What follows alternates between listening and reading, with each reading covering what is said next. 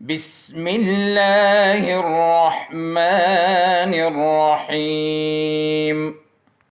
अस्सलाम वालेकुम प्यारे बच्चों, आज का हमारा टॉपिक है organs. What is organ, organs का क्या काम होता है, हमारे बॉडी में कितने आर्गन्स हैं। लेकिन उससे पहले हम थोड़ा सा रिकॉल करते हैं प्रीवियस लेक्चर्स को। अगर आप थोड़ा सा रिकॉल कर ले तो हमने प्रीवियस लेक्चर्स में सेल्स के बारे में और टिश्यूज़ के बारे में पढ़ा था। सेल क्या होता है? सेल लाइफ का एक फंडामेंटल यूनिट है। Cell is the basic structural and functional unit of all living organism. हम अपने इर्द गिर्द अपने माहौल में देखें तो बहुत सारी चीज़ें हमें लिविंग भी नज़र आती है और नॉन लिविंग भी नज़र आती है। तो अगर हम सारे लिविंग ऑर्गेनिज्म को देखें तो एक स्मॉल यूनिट से बनी हुई होती है, जिसको हम क्या कहते हैं? जिसको हम सेल्स कहते हैं। फिर यही सेल्स एक ग्रुप फॉर्म में इकट्ठे होते हैं और टिश्यूज़ बनाते हैं।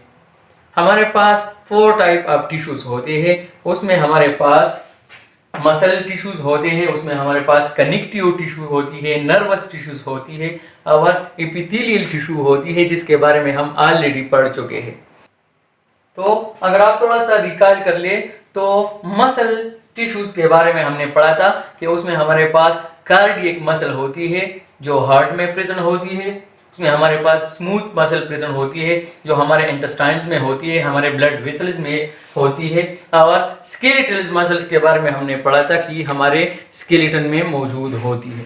इस तरह अगर आप थोड़ा सा याद कर ले, हमने पढ़ा था कि ये जो मसल टिश्यू होती है हमारे बॉडी में, जो डिफरेंट बॉडी पार्ट्स होती है, उसकी शार्पनिंग और उसकी कंट्रैक्शन का काम कौन करता है? और मसल टिश्यूज है, उसका काम होता है। इस तरह अगर हम कनेक्टिव टिश्यूज के बारे में देखें तो हमारे बॉडी में जितने सारे ऑर्गन्स हैं, जितने सारे बोन्स हैं, जितने सारे टिश्यूज हैं, वो कनेक्टिव टिश्यू के जरिए एक दूसरे के साथ क्या होते हैं? कनेक्ट होते हैं और ट्रांसपोर्टेशन का काम करते हैं।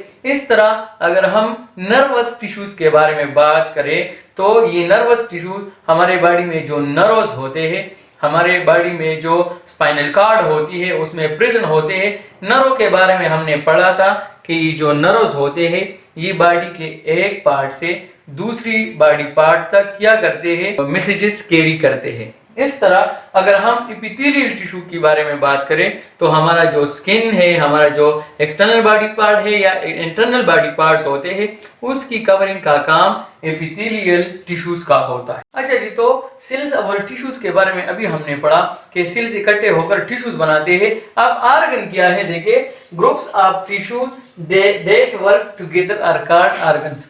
टिश्यूज जब ग्रुप फॉर्म में इकट्ठे होकर काम करते हैं तो उसको हम क्या कहते हैं? आर्गन कहते हैं। ये ख्याल किया जाता है कि हमारे बॉडी में जो आर्गन है वो तकरीबन 100 के करीब है। देखिए, हमारे बॉडी में बहुत सारे आर्गन है, हार्ट है, स्टमक है, हमारे पास बॉडी में लंग्स है, ब्रेन है और किडनीज है। तो अगर हम हार्ट की बात करें तो हार्ट हमारे बॉडी में एक मस्कुलर पंपिंग आर्गन है जो बॉडी के तमाम हिस्सों को ब्लड सप्लाई करता है। हमारे जिस्म में जितने सारे पार्ट्स हैं, जितने सारे सेल हैं, उसको हार्ट से ब्लड सप्लाई होती है। अच्छा, तो अगर हम हार्ट को देखें तो ये कभी तकता नहीं, जिंदगी भर ये चलता रहता है। हमारी जितनी जिंदगी होती है, मौत तक ये जो दिल है, हमारा हार्ट है, ये चलते रहता है, अपना काम करता रहता है और जिस्म के तमाम हिस्सों को ब्लड सप्लाई करता रहता है। अच्छा, फिर अगर हम लंग्स की बात करें तो लंग्स भी हमारे बॉडी का एक इंटरनल ऑर्गन है और इसके जरिए हम सांस लेते हैं। देखिए, जब हम इनहेलेशन करते हैं तो ये जो ऑक्सीजन है ये हमारे लंग्स तक पहुंच जाती है और वहां ब्लड के साथ शामिल होकर ब्लड को ऑक्सीजनेट करती है। अच्छा, उसके बाद अगर हम देखें ब्रेन को तो ब्रेन स्कल में प्रोटेक्ट होती है, स्कल के जरिए उसको प्रोटेक्शन मिलती है। अगर हम ब्रेन को देखें तो जिस तरह बॉडी के तमाम हिस्सों को खुराक और ऑक्सीजन की ज़रूरत होती है, इस तरह ब्रेन को भी खुराक और ऑक्सीजन की ज़रूरत होती है और ये ब्रेन हमारे जिस्म में जो मुख्तलिफ एक्टिविटीज़ होती है उसको कंट्रोल करता है। जिस तरह मैं अभी आपके सामने बात कर रहा हूँ तो ये भी ब्रेन कंट्रोल करता है। जिस तरह हम चलते हैं, हम सांस लेते हैं, हमारी डाइजेशन होती है, ये सब ब्रेन के कंट्रोल में होते हैं। अच्छा, इसके बाद अगर हम किडनीज को देखें तो किडनीज भी हमारे बॉडी का एक इंटरनल ऑर्गन है और इसके जरिए से हमारे बॉडी में जितने सारे नाइट्रोजनस वेस्ट मटेरियल होते हैं वो थ्रू किडनीज रिमूव हो जाते हैं in the form of urine. अच्छा, फिर अगर उसके बाद हम देखें स्टमक को देखें तो स्टमक भी हमारे बॉडी का एक इंटरनल ऑर्गन है। जब हम इंजेक्शन करते हैं, हम कोई फूड खाते हैं तो वो स्टमक में पहुंच जाती है और वहां उसकी डाइजेशन शुरू हो जाती है। हमने स्टमक में बारे में प्रीवियस लेक्चर्स में पढ़ा था कि इसमें हमारे पास एसिड होता है, इसमें हमारे पास एंजाइम होता है। ये एसिड और एंजाइम फूड की ब्रेकडाउन करते हैं। ये क्या करते हैं? फूड की ब्रेकडाउन करते हैं। और यहाँ पर हमने एक एंजाइम के बारे में पढ़ा था जिसका नाम है प्रोटीएज। प्रोटीएज एंजाइम प्रोटीन की ब्रेकडाउन करता है और उसको अमीनो एसिड में कन्वर्ट करता है।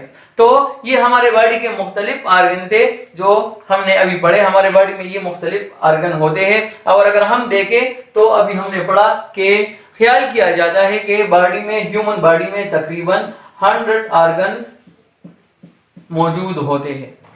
अच्छा, फिर से मैं आपको बता रहा हूं, अगर हम सेल्स को देखें तो ये एटम से बनते हैं जो सेल से मच स्मॉलर है। फिर यही सेल एक ग्रुप फॉर्म में इकट्ठे होते हैं और टिश्यूज बनाते हैं और फिर टिश्यू जब ग्रुप फॉर्म में इकट्ठे होकर इकट्ठे काम करते हैं तो उसको हम क्या कहते हैं? ऑर्गन्स कहते हैं।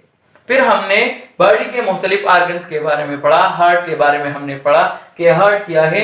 हार्ट एक मस्कुलर पंपिंग ऑर्गन है।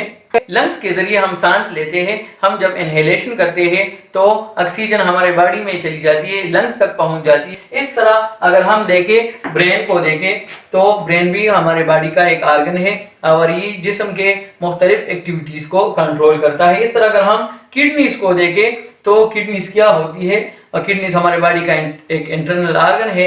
हमारे ब्लड में जितने सारे नाइट्रोजनस वेस्ट मटेरियल होते हैं उसको रिमूव करने में किडनी का एक अहम रोल है। अच्छा, उसके बाद अगर हम देखें स्टमक को, तो जब हम इंजेक्शन करते हैं फूड हमारे स्टमक तक पहुंच जाती है और स्टमक तक पहुंचने के बाद वहां जो एसिड होते हैं, एंजाइम होते हैं, वो फूड की डाइजेशन करता है, फूड की ब्रेकडाउन करता है। अच्छा बच्चों, तो आज के लिए आपका होमवर्क ये है कि आपके बुक के पेज नंबर 4 पर जो ऑर्गन्स के डायग्राम है उन डायग्राम से आपने 2 डायग्राम अपने मर्जी के बनाने हैं और फिर ग्रुप्स में शेयर करने हैं। Thank you. अल्लाहुम्मा अंफअना बिमा अल्लमतना वअल्लिमना मा यंफअना वज़िदना इल्मा।